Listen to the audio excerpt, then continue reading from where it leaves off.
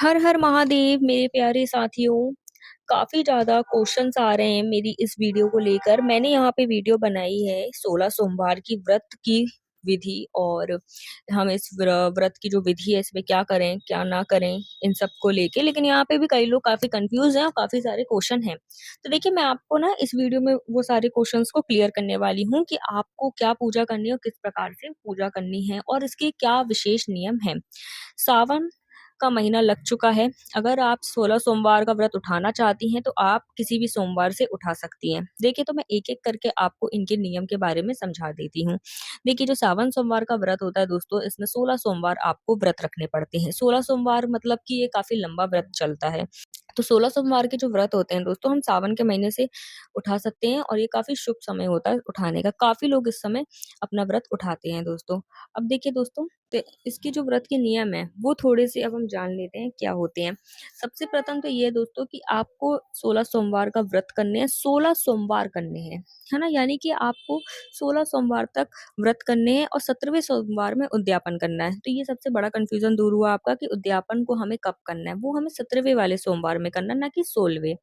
Second question ये होगा दोस्तों, पीरियड आ जाएँगे तो हम व्रत को क्या करें? देखिए दोस्तों, कुछ लोग क्या करते हैं, अगर मान लीजिए हमारे को पीरियड आ गए हैं तो पूज हमें उपवास रहना है, उपवास तो खाली हमको इनका नहीं रखना है, उपवास हमें रहना है। अब लेकिन जो पूजा तो हम कर नहीं सकते, तो हम किसी और से अपनी पूजा कराते हैं, जैसे कि हमारे पति हो गए, बच्चे हो गए, कोई भी हो गए, हम उनसे अपनी पूजा करा लेते हैं और वही सब करते हैं। अब कुछ लोग इस व्रत को गिनते हैं क्योंकि हमने व्रत तो किया है, वहीं कुछ लोग इस व्रत को नहीं गिनते हैं क्योंकि उनका कहना होता है हमने पूजा तो नहीं करी है। तो देखिए दोस्तों, ये पूरा आप पर निर्भर करता है, ये आपके घर पे निर्भर करता है कि आपके घर में किस प्रकार से माना जाता है। कई लोग क्या व्रत को मान लिया जाता है, गिन लेते हैं वो लोग, और कई लोग नहीं गिनते क्योंकि भाई हमने पूजा नहीं करी है। तो आप दोनों ही कंडीशन में चल सकते हैं। वैसे देखिए दोस्तों, आपने व्रत तो रखा है, भले ही पूजा नहीं करी, व्रत तो किया है तो आप मान लीजिए। लेकिन अगर भाई पूजा आपने नहीं करी है तो व्रत का क्या महत्व है?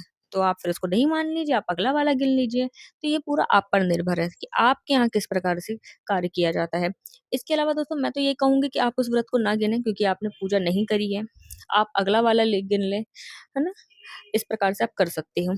और दूसरी चीज़ दोस्तों, पूजा किस समय करनी है हमें? देखिए, पूजा तो हमें सुबह भी करनी है, शाम भी करनी है। लेकिन बस एक चीज़ का आप ध्यान रखिएगा दोस्तों, 16 सोमवार की जो व्रत की पूजा होती है, थोड़े-से इसमें विशेष नियम होते हैं। उसमें ये नियम होते हैं दोस्तों कि हमें कोई एक समय अपना तय करना है, उसी समय पे बाकी के जितने भी हमारे सोमवार हैं, 15 सोमवार जो आगे पड़ेंगे, उसमें पूजा करनी है। यानी मान लीजिए हमने पहले सोमवार में सुबह 8 बजे पूजा करी है, तो बाकी के में भी 8 बजे ही करेंगे। इसमें एक थोड़ा-सा समय आप निर्धारित कर लीजिए। इसी प्रकार शाम की पूजा का भी कर लीजिए। देखिए, आप मंदिर में भी कर सकते हैं ये पूजा, घर में भी कर सकते हैं। घर में अगर आपको करना है तो देखिए दोस्तों, आप एक चौकी सजा के कर सकते हैं जिस प्रकार से मैंने पूजा बताई है। नहीं तो दोस्तों, आप मंदिर में जाके भी कर सकते हैं, है ना? इसमें ऐसा कुछ भी नहीं है कि आप घर में ज़रूर करिए, मंदिर में करिए, या फिर जहाँ पे भगवान आपके हैं बैठे होंगे, मतलब भगवान हमारे मंदिर में जो विराजमान होते हैं, हम उसमें भी कर सकते हैं। तो देखिए दोस्तों, मैंने यहाँ पे ये चौकी वाली पूजा करी है। तो ये चौकी बिछाइए, आप उसमें जिस प्रकार से मैंने विधि बताई है, आप वो वीडियो को देख लीजिएगा, उस प्रकार से आप पूजा करिए। तो देखिए दोस्तों, अब इसमें ना आपको क्या करना है, अब ये चौकी को हमें उठाना कब है? चौकी को हमें उठाना है दोस्तों, दूसरे दिन उठाना है। हमें जो भी भगवान की हमने पूजा की थाली बनाई है और जो भी वहाँ पे सामान है, हम उसको बिल्कुल भी नहीं छुएँगे, सिर्फ़ प्रसाद उठाएँगे, बाकी हम दूसरे दिन ही पूरी चौकी को अलग करेंगे। ये हो गया मेरा, मतलब आपका जो डाउट है इसको लेके ये भी क्लियर हो गया होगा। नेक्स्ट डाउट है दोस्तों कि हमें प्रसाद कब चढ़ाना है? प्रसाद दोस्तों आपको सुबह ही चढ़ाना है।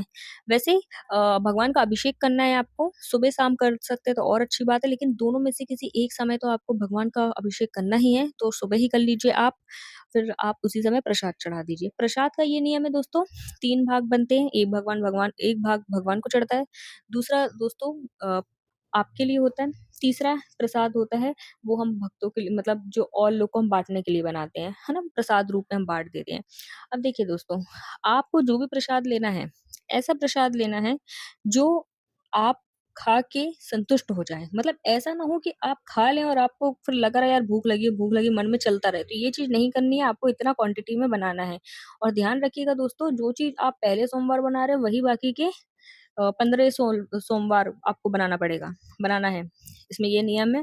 और ध्यान रखिएगा एक चीज़ दोस्तों, जो भी आप भाग करेंगे 3 भाग, बराबर भाग होने चाहिए। वैसे तो इसमें चूरमा के लड्डू बन जाते हैं, हलवा बन सकता है ना? कुछ भी ऐसे बना सकते हो आप। और अन्य इसमें खा लेते हैं। अन्य इसमें ऐसे खा लेते हैं जैसे कि आप आटे का हलवा वगैरह, खीर ये सब खा सकते हो। लेकिन दोस्तों कोई एक अन्न खाना है ना? और एक चीज़ का और ध्यान रखिएगा आप, मीठा खाना है सिर्फ़, नमक हमको नहीं खाना है। 16 सोमवार के जो व्रत होते हैं और 16 सोमवार इसके अलावा शिव जी के जितने भी व्रत होते हैं, चाहे वो पशुपति जी का व्रत हो, 16 सोमवार का हो, सावन का व्रत हो, शिवरात्रि का हो, इसमें होता ये है दोस्तों कि इसमें मीठा खाते हैं, है ना? नमक नहीं खाया जाता, चाहे वो सेंधा नमक ही क्यों ना हो और आपको दिन में सिर्फ़ एक समय ही खाना है। तो आप सुबह रह लीजिए उपवास और आप फिर ये जो शाम को पूजा करने के बाद आप खा सकते हैं। आप वहाँ से उठा लीजिए भगवान के पैर पड़ के और फिर आप इसे खा सकते हैं। और दिन में दोस्तों देखिए कुछ लोग इसको फलाहार वगैरह खा के भी रखते हैं उपवास, फलाहार खा लेते हैं, जूस पी लेते हैं, चाय पी लेते हैं। नहीं तो आप सिर्फ़ एक टाइम बिना फलाहार के भी रख सकते हो, ये आप पे निर्भर करता है। निर्जला वैसे रख सकते हो अगर आप रखना चाहो तो, वरना आप जल के साथ भी रख सकते हैं। और दोस्तों सबसे इम्पोर्टेंट बात ये होती है 16 सोमवार का जो व्रत होता है, आप कोशिश करिएगा कि जैसे आप किराए के घरों में रहते हैं, तो यहाँ पे होता ही है ना कि हमको बदलना पड़ता है। ऐसा ना बदलें, हम उसी घर में रह के पूजा करें। जैसे पशुपतिनाथ के व्रत में कहा गया है कि आपको एक ही मंदिर जाना है, उसी जगह पे रह के करना है पूजा, आपको चेंज नहीं करना है मंदिर कहीं और। इसी प्रकार से ना 16 सोमवार का भी नियम होता है कुछ कि आपको कहीं और पूजा नहीं करनी है, आपको एक ही जगह करनी है ना? आप एक ही तरीके की पूजा करिए, एक ही तरह से जिस प्रकार से करिए, ऐसे करिए। अब ऐसा नहीं कि आपने पहले सोमवार में कलश रख स्थापना करके पूजा कर ली और फिर दूसरे में नहीं कर रहे हैं, तो नहीं दोस्तों, एक ही जैसे करिएगा आप और जितनी आपकी शक्ति उतनी भक्ति। आप ज़बरदस्ती नहीं करिएगा कुछ ऐसा काम जो आपका मन ना हो लेकिन आप कर रहे हो। है ना? वैसे तो भोलेनाथ एक लोटे जल से भी प्रसन्न हो जाते हैं, लेकिन मन में श्रद्धा हो। श्रद्धा के साथ करिएगा आप जो भी पूजा कर सकते हैं। प्रसाद की और मैं बात बता दूँ कि आप जो भी चढ़ा रहे हैं दोस्तों तो एक जैसी क्वांटिटी में चढ़ाइएगा। अगर आप फल चढ़ा रहे हैं तो फल भी दोस्तों ऐसा चढ़ाइएगा कि 1 दर्जन जैसे मान लीजिए केला चढ़ा रहे हैं, तो फिर उस हिसाब से आप उसे बाँटिएगा। 1 दर्जन केला को इस प्रकार से आप कार्य करिए, है ना? आप जो भी चढ़ा रहे हैं ऐसा चढ़ाइएगा कि आपको वो खा के संतुष्ट हो जाओ आप। इसके साथ दोस्तों और शिव जी की जब हम पूजा करते हैं, तो हम पूरे शिव परिवार की पूजा करते हैं। मिट्टी की शिवलिंग भी बना सकते हो आप। मिट्टी की शिवलिंग बना के आप उनका अभिषेक कर दीजिए। अगर अगर आपके पास शिवजी हैं हमारे पास शिवजी होते हैं, जैसे चांदी के शिवजी हैं, तो हम उनकी पूजा कर सकते हैं।